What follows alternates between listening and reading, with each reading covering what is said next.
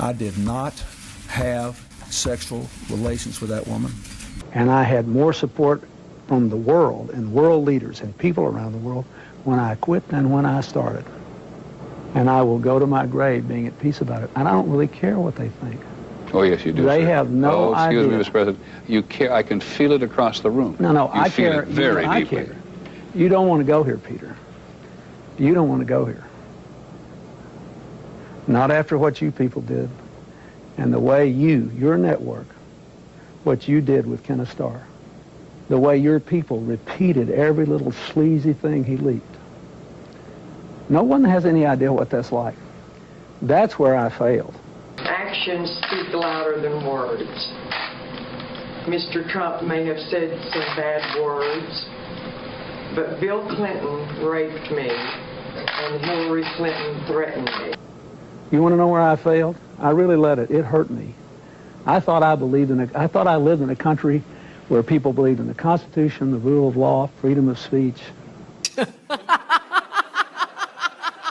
You never had to live in a time when people you knew and cared about were being indicted, carted off to jail, bankrupted, ruined, because they were Democrats and because they would not lie. So I think we showed a lot of moral fiber to stand up to that, to stand up to these constant investigations, to this constant bodyguard of lies, this avalanche that was thrown at all of us. And yes, I failed once, and I sure paid for it, and I'm sorry.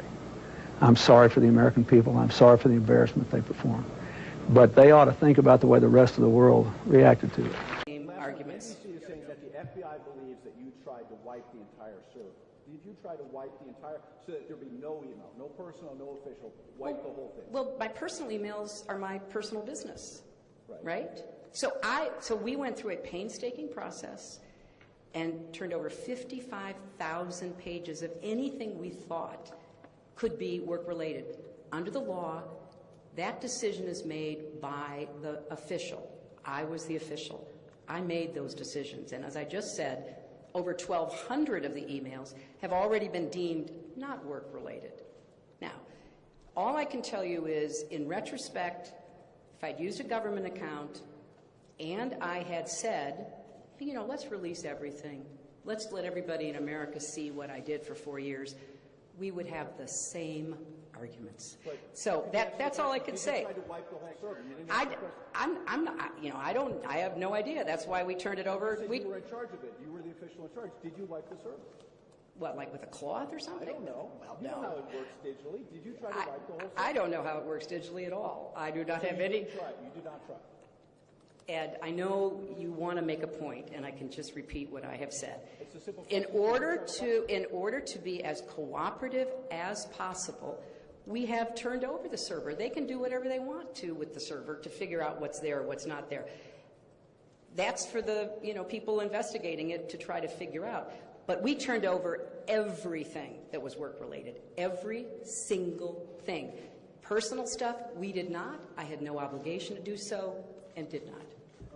And I hate to say it, but if I win, I am going to instruct my Attorney General to get a special prosecutor to look into your situation, because there has never been so many lies, so much deception.